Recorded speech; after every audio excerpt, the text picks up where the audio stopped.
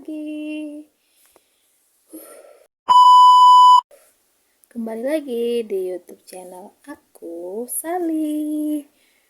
Oke, selamat datang kembali guys. Hari ini aku mau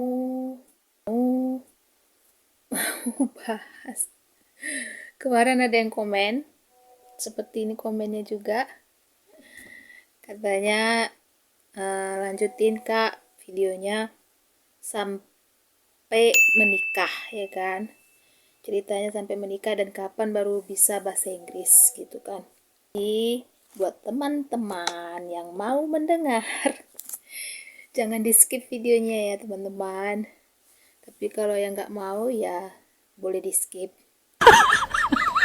Buat teman-teman yang baru pertama kali gabung, salam kenal, nama aku Sally. Aku asal dari Medan dan sekarang aku tinggal di UK sudah 8 bulan. Kemarin yang aku terakhir posting video itu soal suami ke Malaysia kan, jumpa sama mamaku, ngomong lah ya kan, ngomong tentang keseriusannya, tentang kapan dia mau nikahin aku ya kan, karena kebetulan cuman aku anak cewek satu-satunya di keluarga kami, anak paling besar ya kan, jadi mamaku tuh wanti-wanti lah istilahnya.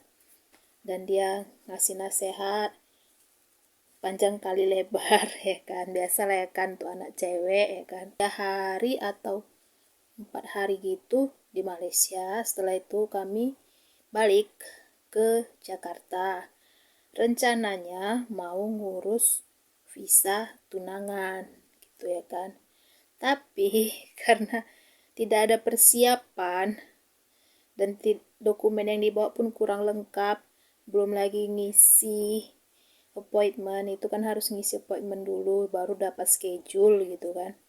Kami tidak tahu informasinya, jadi terakhir dibatalkanlah visa itu, tidak ada ngurus visa. Dan terakhir jadinya ke Jakarta itu cuman jalan-jalan aja.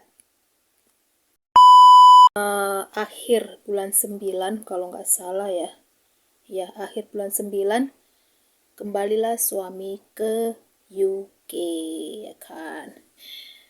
Itu nanti video di bandaranya aku posting ya, kalau ada aku posting, kalau masih ada tersimpan. Itulah, kembalilah dia ke UK.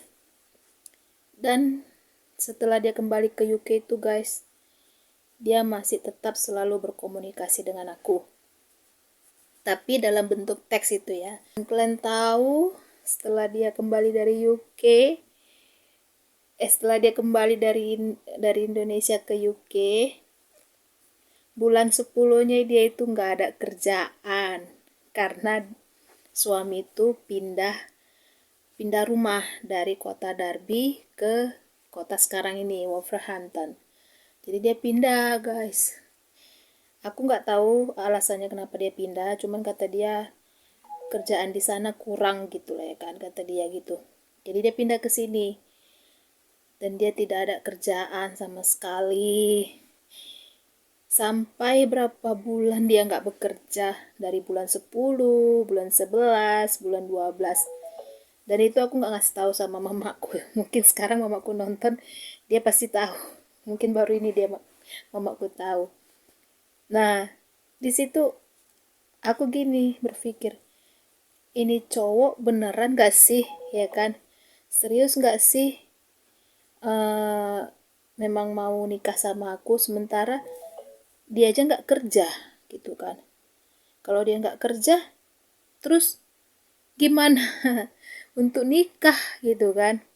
Sementara aku udah ngasih tahu nih sama dia, kalau biasalah di adat Batak itu kalau nikah itu kayak di Jawa hantaran ya kan. Kalau di adat Batak itu namanya sinamot gitu kan.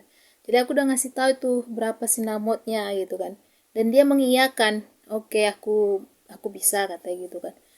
Tapi posisinya pada saat itu dia nggak kerja. Jadi bulan 10 terlewati ya kan. Tapi tetap selalu komunikasi tiap hari. Tiap hari kami komunikasi guys. nggak pernah putus komunikasi. Karena dia yang selalu teks duluan kan, nanya apa kabar, selamat pagi kalau dia udah bangun gitu. Jadi bulan 12 itu aku ngomong lah sama dia kan. Ini udah dikasih waktu 2 bulan gitu dia nggak kerja. Aku bilang sama dia, kamu sebenarnya serius nggak sih sama aku? Aku bilang kan, serius kata dia. Kalau serius terus kenapa sampai sekarang belum belum dapat kerjaan gitu kan? Aku udah mau dijodohkan sama sama anak kawan mamaku loh di Malaysia. Aku bilang kayak gitu. Padahal itu nggak ada. Istilahnya kita mau mengancam gitu ya kan, biar dia kalau memang dia benar-benar serius pasti dia berusaha gitu kan. Terus aku bilang kalau memang kamu serius cari dong kerjaan, aku bilang gitu kan. Dia memang udah cari kerjaan guys, dia udah ngelamar sana sini, udah ngelamar dari agen ya gitu ya kan, agen kerja, tapi kata dia belum dapat gitu, belum ada yang cocok kata dia gitu kan. Terus aku ada ide seperti itu. Aku bilang sama dia, aku mau dijodohkan sama anak kawan mamaku di Malaysia, aku bilang gitu kan. Kalau memang kamu sampai saat ini belum kerja, sampai tahun depan pun belum kerja, apa yang mau diiniin darimu, aku bilang kan. Gimana kita mau nikah, aku bilang gitu kan. Kamu udah tahu, aku kerjaanku sekian gajinya di sini. Untuk nikah di sini tuh bukannya murah, aku bilang. Belum lagi tiket kamu balik ke Indonesia, aku bilang gitu kan. Terakhir guys dibilang dia lah seperti ini. Ini cakep dia ya, dia selama pacaran sama aku, suami selama pacaran itu gak pernah mengeluarkan cakap-cakap manis, cakap-cakap romantis, gak pernah. Orangnya to the point aja. Jadi kemarin selama dia, karena dia mendengar seperti itu, dibilangnya, aku maunya nikah cuma sama kamu katanya kan. Kalaupun aku nggak nikah samamu, aku mau hidup sendiri selamanya. Aku hidup bersama kucingku kata dia. Karena suami itu penyayang binatang, ada dia melihara kucing namanya Benny. Gitu teman-teman. Jadi aku bilang, bullshit, aku bilang. Mana ada pria yang mau hidup sendiri selamanya, aku bilang gitu kan. Terus katanya, iya benar katanya. Kalau aku nggak nikah samamu, aku hidup sendiri. Aku nggak mau cari wanita lagi yang lain di luar sana. Aku hidup sendiri sama Benny. Dan aku nggak mikirin soal nikah lagi, kata dia gitu. Jadi aku maunya nikah sama kamu. Kalau kamu mau bersabar, kalau kamu mau menunggu aku akan berjuang, kata dia gitu guys. Oke, aku tunggu sampai tahun depan ya, aku bilang gitu. Kalau tahun depan juga kamu belum kerja, ya aku terima perjodohan yang dari mamaku itu, aku bilang gitu. Padahal itu nggak ada sama sekali. Aku cuman mau nakut-nakutin dia gitu istilahnya, mau ngasih apa ya kalau kata lainnya ya. Pokoknya supaya dia semangat lah cari kerja gitu kan teman-teman. Kalian tahu bulan satunya di tanggal 3 dia langsung dapat kerja. Langsung dia dapat kerja di bulan 1 tanggal 3. Dan itu dia waktu pas mau interview, dia langsung WA itu pagi-pagi. Di sini pagi, di Medan udah malam kan, aku udah tidur gitu kan. Aku doain ya, aku hari ini interview, semoga aku langsung diterima untuk kerja kata dia. Setelah dia selesai interview, di WA-nya lagi dia katanya udah diterima pekerjaan. Dia udah ada pekerjaan, tapi ya agak jauh memang dari rumah kata dia gitu kan. Sampai dia harus naik kereta dua kali kereta gitu kan. Tapi ya gitulah perjuangan laki-laki ya kan. Oke, singkat cerita, di pertengahan 2020, kalau nggak salah di bulan 6 atau di bulan 5 gitu, suami bilang seperti ini, itu udah mulai video call ya, kami mulai video call itu di bulan 5 kalau nggak salah. Antara bulan 5 atau bulan 4, tapi nggak setiap hari video call. Aku video call sama suami itu jarang, teman-teman. Seminggu itu paling 2 atau 3 kali lah gitu kan. Keseringannya teks, kadang dia ngirim foto dia lagi kerja, dia ngirim foto kerjaannya apa gitu, sambil kerja dia ngirim foto, ngirim video gitu, untuk ngabari kalau dia itu benar-benar kerja gitu. Terus di bulan 5 itu suami ngomong seperti ini, aku kirim lah ya uang samamu untuk nikah kita, kamu yang simpan, kata dia gitu kan. Jadi aku bilang sama dia, emang kamu percaya sama aku, uangnya nanti gak aku bawa lari, aku bilang gitu kan. Ya kalau kamu bawa lari ya itu dosa-dosa kamu, katanya. Karena kalau aku yang megang, takutnya aku gak bisa nyimpan uang, kata dia. Padahal suami ini orangnya nggak boros, malah aku yang boros. Oke, kalau memang kamu percaya ya udah, aku bilang gitu kan. Itulah teman-teman, jadi setiap bulan itu suami ngirim ke rekeningku untuk dikumpulkan biaya nikah. Dan kapan aku mulai lancar?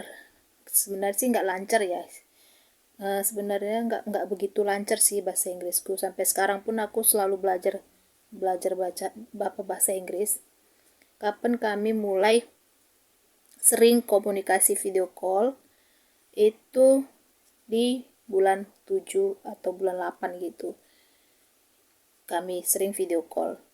Paling enggak sekali sehari video call gitu, sebelum tidur video call gitu. Mulai lancar berbahasa Inggrisnya itu ya lama-lama di situ, karena sering video call dan mengurangi teks dalam komunikasi.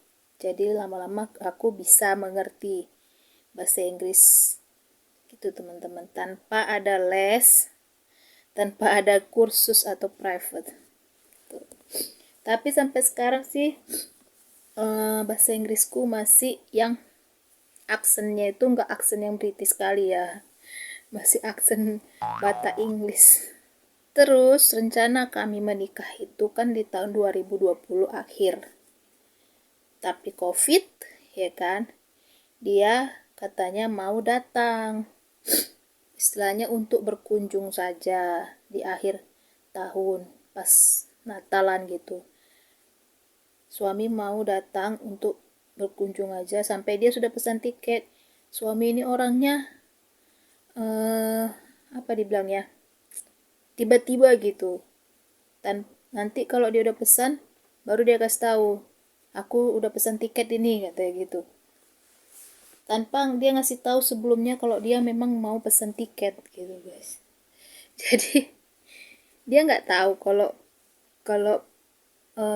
bandara itu kan tutup waktu pas 2020 itu lagi COVID itu tinggi. Sementara dia udah pesan tiket, katanya dia dapat tiket murah. Ya iya murah, soalnya kan waktu COVID gitu kan teman-teman. Jadi dia langsung kirim screenshot tiket Desember dia mau ke Medan, Desember 2020. Dia aku bilang, yakin bisa ke sini? Soalnya ini lagi COVID loh, di sini lagi tutup bandara, aku bilang gitu kan. Nanti takutnya sampai Desember itu masih tutup, aku bilang gitu kan. Enggak ah, kayaknya enggak, kata dia gitu. Dia pesan tiket itu di bulan 10. Tibalah saatnya di Desember, bandara masih tutup. Dan tiketnya gimana? Hangus. Oh my God! Tiketnya hangus, tidak ada pengembalian dana. Dia rencana mau mengalihkan tiketnya itu ke Polandia, pulang kampung. Tapi pun di Polandia bandara tutup juga. Jadi ya mau nggak mau hangus lah. Dan kami pun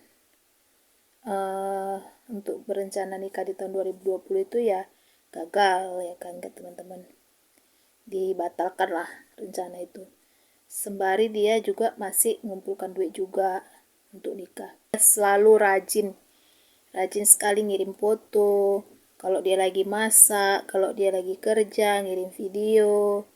Jadi itu yang membuat aku yakin kalau suami ini benar-benar serius. Jadi buat teman-teman yang ada kenalan bule, saat ini lagi kenalan bersama bule gitu kan. Kalau bulenya langsung ngomong manis-manis di depan, manggil-manggil my love, my darling, my dear, segala macam itu, jangan langsung klepek-klepek ya. Karena kadang banyak bule itu ngomongnya manis di awal, tapi pahit di belakangnya.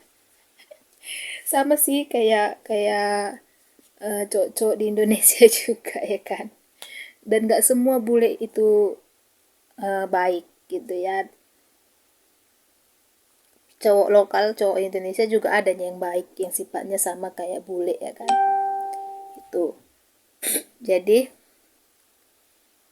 aku juga pernah dapat inboxan dari Facebook bule, masih 2 hari chattingan dia langsung bilang mau ngirim barang, ngirim handphone, cincin, coklat, apalagi kemarin ya, dress gitu kan. Itu jangan percaya ya teman-teman, itu scammer. Kalau dia udah ngomong love you hanya dalam waktu beberapa hari, itu juga scammer. Terus kalau dia misalnya nggak mau video call, dia maunya hanya teks gitu kan, atau dia bilang biar aku aja nanti yang telepon katanya gitu kan, dia nggak mau kalau kita yang telepon gitu, itu juga scammer. Gimana teman-teman, jangan mau. Kalau bule yang memang nyata, yang real ya, kalau kita telepon dia mau gitu, dia angkat gitu kan, nggak harus dia yang telepon kita duluan gitu.